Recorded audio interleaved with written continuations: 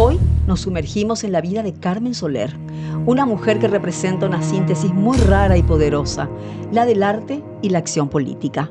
Fue poeta, maestra, militante comunista y una mujer que jamás renunció a su país, ni siquiera en el exilio. Para ello nos acompaña Lilian Soto.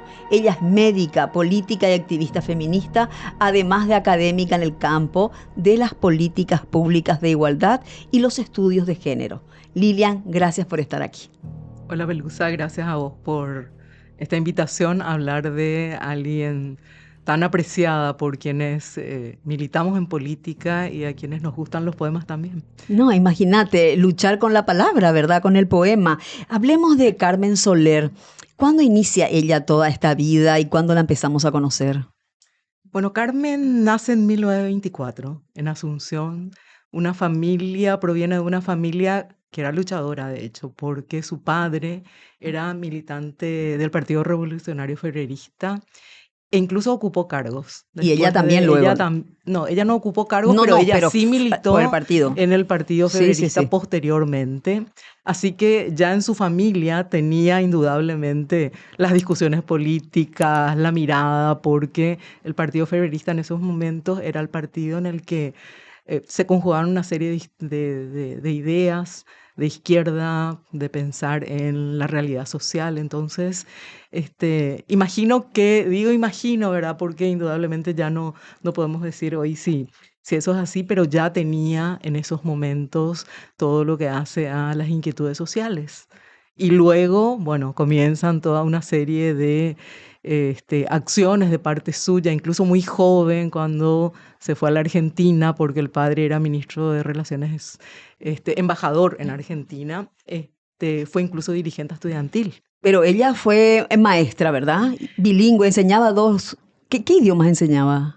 Ella fue maestra rural, es decir, Sí. una maestra rural implica que enseña de todo, Y guaraní. pero enseñaba en los dos idiomas. Claro. Y esa es una cuestión interesante porque cuando se hacen sus biografías, entonces se resalta muchísimo eso. Antes de que Paraguay tuviera el guaraní como lengua oficial, ella enseñaba en los dos idiomas porque se tuvo que ir al Chaco. Ahí está. Entonces en el Chaco fue maestra rural y mucha gente relaciona eso con todo lo que hace a digamos que un contacto muy cercano con la realidad social, Las desigualdades. con las desigualdades, con los pueblos indígenas, con los movimientos campesinos, con las mujeres. Y al encontrarse ella con esa realidad ahí en el Chaco, ¿es donde empieza, digamos, su militancia política?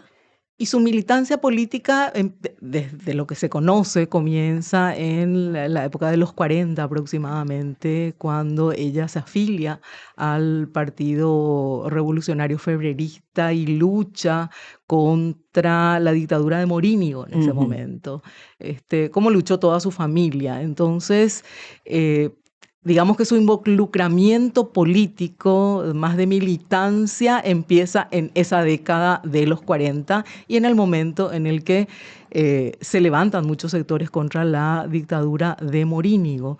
Y ese proceso de lucha es el que le vale el primer exilio. Es decir, como a muchos paraguayos y paraguayas que después de ese momento tan duro, porque fue un momento de casi guerra civil en Paraguay contra la dictadura de Morínigo en el año 47. Entonces muchos se exiliaron y se fueron a la Argentina.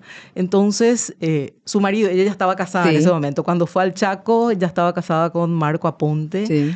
Le había tenido a su única hija, ella tuvo una hija que es Matena Aponte, y por cierto, Matena es la que siempre digamos que recopila sus poemas y le da mucha difusión y apoya y ayuda a quienes hacen investigación sobre ella, a quienes editan libros, da las fotos. Es fantástico eso, ¿verdad? Que alguien le admire tanto a su madre y esté difundiendo todo lo que está haciendo, todo lo que hizo. Vos me hablas del exilio, pero también le costó la cárcel a ella.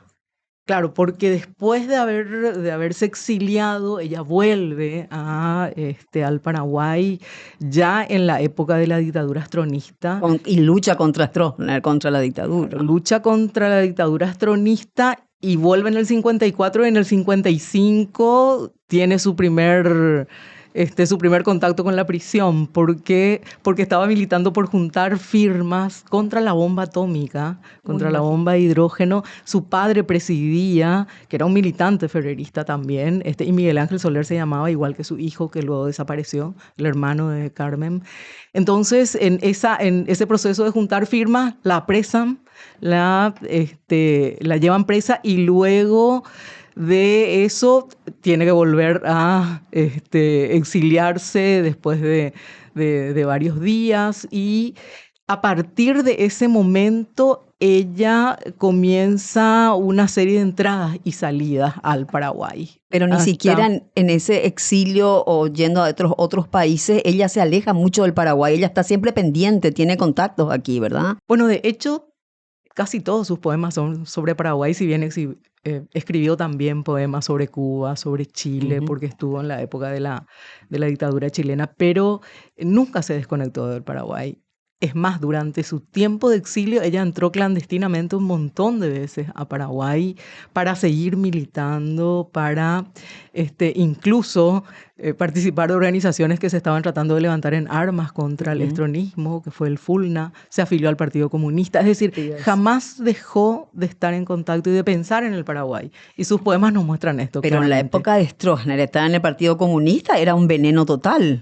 Absolutamente. Bueno, tal es así que, por supuesto, le costó la cárcel, torturas terribles, ella hizo huelgas de hambre, hubo muchísima movilización para su última liberación que por fortuna se dio, y ahí es cuando se exilió y ya no pudo volver a Paraguay. Estuvo por Uruguay, por Argentina, por Chile, terminó en Suecia y luego se volvió a Argentina, que es donde finalmente falleció. De cáncer. Sí, se le declaró un cáncer según todas las informaciones, y ella seguía escribiendo igual. Estaba preparando la publicación de su libro que ya se publicó póstumamente, pero jamás dejó de estar conectada con la realidad de Paraguay. Y es impresionante porque en realidad sus poemas eran denuncias hechas de una manera tan... vale la redundancia, ¿verdad? Poética, describía desde las torturas, el calabozo, el país que vivíamos, el río cuando ella estaba cruzando, es decir, a todo le hacía un poema, hizo poemas que son tan actuales porque hoy estamos buscando a desaparecidos aún. Seguimos. Y no sé, uno de sus poemas, el poema Implacablemente, donde ella habla de desenterrar a los muertos, de desenterrar sus hazañas, hacerles hablar a sus calaveras. Me parece que tiene realmente una fuerza impresionante. Roa Bastos dijo cuando escribió sobre ella que era la primera mujer que hacía poesía de combate. Eso te iba a decir, porque bueno, no había armas de por medio, pero las palabras, ¿verdad?, se transformaban realmente en armas poderosas contra todo lo que sea la dictadura y las desigualdades y la libertad. Y ella tuvo las dos cosas, porque usaba las palabras como armas, porque hacía estas poesías tan impresionantes, pero además se preparaba para usar las armas, porque formó parte del FULNA. Explica lo que es el FULNA. El movimiento armado del Partido Comunista que intentó levantarse en armas contra Stroessner. Entonces, ella era una militante política y era una poetisa, las dos cosas.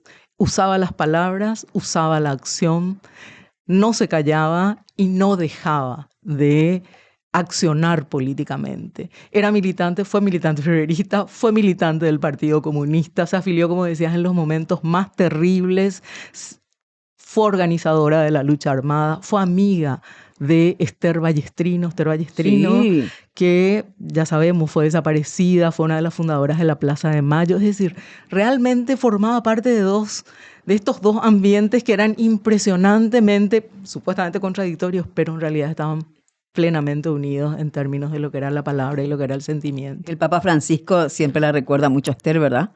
Contándole su amiga. Su amiga total. ¿El comunismo hoy sigue siendo el cuco? Bueno, yo creo que en Paraguay nunca fue desmantelado todo lo que hace al pensamiento anticomunista, antiizquierda.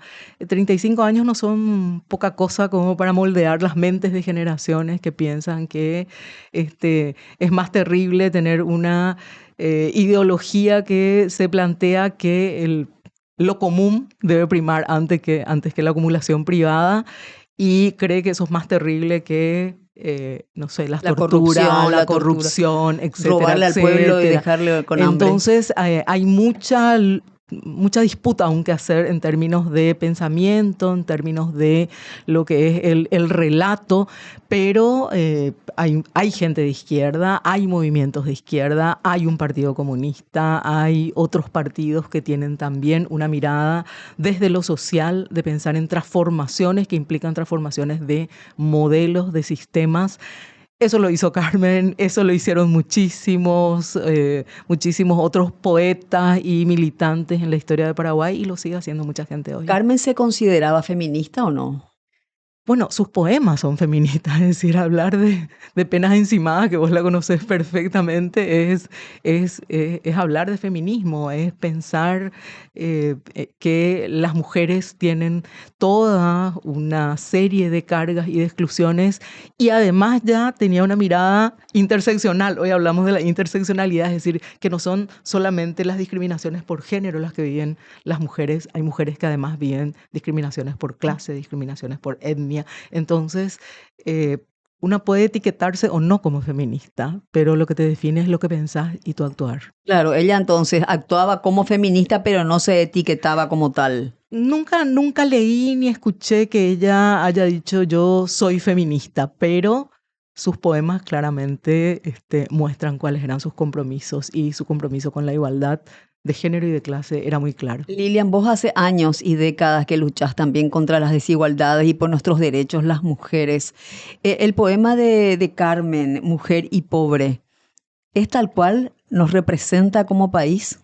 Representa muchísimo, es decir, las desigualdades de clase y género se cruzan de una manera impresionante. Si hablamos de pobreza y hablamos de mujeres, estamos hablando de las más excluidas. Si hablamos de mujeres indígenas, te voy a dar un solo dato, Sí. porque creo que darnos datos parecería muy académico, ¿verdad? Pero el analfabetismo en Paraguay es un analfabetismo de menos de, digamos, 2 dígitos. Cuando hablamos del analfabetismo en los pueblos indígenas, estamos hablando ya de 2 dígitos y de más de 20%. Cuando hablamos de analfabetismo de las mujeres indígenas, estamos hablando de más del 30%. Es decir, de eso se trata. Cuando hablamos de discriminación y hablamos de mujeres, tenemos que cruzar todas estas otras variables. Entonces, esa es la situación. La que describió Carmen es una de las situaciones que sigue siendo una deuda pendiente clave en ¿En nuestro qué año país. habrá escrito ese poema ella, más o Y menos? ella empezó a escribir en los 50 O aproximadamente, así imagínate. que yo creo que entre los 50 y 70, 80 máximo, pero ya estaba todo eso en la sociedad paraguaya y sigue siendo así. Hoy nuestras mujeres tienen que parir en el pasillo de un hospital que no las atiende, ¿verdad? Y tienen que luchar para conseguir una jeringa, un guante. Seguimos igual después de 50 años. ¿Cuánto tiempo pasó? Mejoraron quizás algunas cosas, pero todavía tenemos las grandes desigualdades, esas desigualdades de las que Carmen hablaba y de las que muchas otras mujeres hablaron en nuestro país. Creo que tienen que seguir siendo evidenciadas. El silencio no es una opción, así como no lo fue para ella, no puede ser para ninguna mujer en Paraguay. Nosotras las mujeres estamos acostumbradas a buscar nuestra igualdad. ¿Conquistas son conquistas o cómo llamarías vos a todo lo que nos está sucediendo? De a poquito, lentamente, pero ¿qué sucede? Son avances. Son avances, y son avances muy importantes. Si es que nos ponemos a pensar en términos de tiempos históricos, los avances han existido. Así como los avances en la democracia, una democracia mala, imperfecta, de poca calidad, etcétera, pero existieron. Hoy hablamos y podemos decir esto: hoy no nos queman los libros, no nos quitan los libros, prohíben que se hable de género en el sistema educativo como lo hacen Te iba a los preguntar. ministros acá, pero seguimos hablando. Te iba a preguntar si Carmen hoy podría haber estado siendo profesora o maestra en alguna de las escuelas nuestras en Paraguay con esa manera que tenía ella de buscar la igualdad. Y tendría que haber sido porque hubiese realmente sido uno de los aportes más importantes para un tiempo como esto. Necesitamos maestras Más y Carmen. maestros como Carmen. Sí, realmente conocer la historia de Carmen es muy impactante, su lucha, haber trabajado en el Chaco, conocer esa realidad tan tremenda de la pobreza, ¿verdad? Y como ella habla en todos sus poemas, ¿quién nos va a salvar? Mujer pobre, ser mujer y encima pobre. Es un doble valor tremendo, ¿verdad? Que no podemos ni siquiera compararnos con otros países. Bueno, creo que las comparaciones seguramente no van a ser nunca justas, pero sí sabemos que este es un país que puede tener todas las condiciones para la población, porque tenemos una población pequeña, tenemos apenas menos Somos de pocos, sí. 150.000 personas indígenas y no podemos tener analfabetismo de casi el 40%. ¿Cómo hubiera sufrido ella hoy cuando los indígenas siguen luchando por todos sus derechos, ¿verdad? Y instituciones que no los protegen. Sí, yo creo que hubiese seguido escribiendo sus poemas y hubiese seguido contando la realidad paraguaya y hubiese seguido despertando mentes, porque con el arte, con la poesía, con aquello que toca la sensibilidad, a veces se despierta mucho más fácilmente la conciencia que con los discursos políticos. Ella en el aula, enseñando y en las calles buscaba la igualdad y la libertad de este país. En las aulas enseñando, escribiendo poesía y publicando su poesía y militando, y si era necesario tomando las armas. ¿Cómo definís los poemas de Carmen Soler? Son poemas con coraje, son poemas además profundamente esperanzadores porque siempre intenta levantar a la gente en términos de decirle sí podemos cambiar. Entonces, de una denuncia fuerte, sin ningún tipo Sin miedo. sin ningún miedo ni cortapisas, sin palabras, digamos que edulcoradas. Hay uno de sus poemas justamente dice eso, a mí déjenme decir lo que yo quiero y como quiero. Es decir, lo que hay que disfrazarlo, háganlo ustedes. Pero creo que era una mujer con una valentía impresionante, porque hay que ser valiente En para esa época. entrar clandestinamente al Paraguay a seguir luchando, sabiendo que la dictadura te persigue, sabiendo que podías ir presa, ser torturada. Entonces su valentía fue increíble. En esa época era cuidado quien te escucha porque había por todos lados soplones, ¿verdad? Así que valiente había que ser. ¿Cuánto cambió después de caer Stroessner este país? Hoy podemos gritar, decir lo que queremos. Están las redes, la gente se expresa. Pero de fondo, ¿cambiaron mucho las cosas?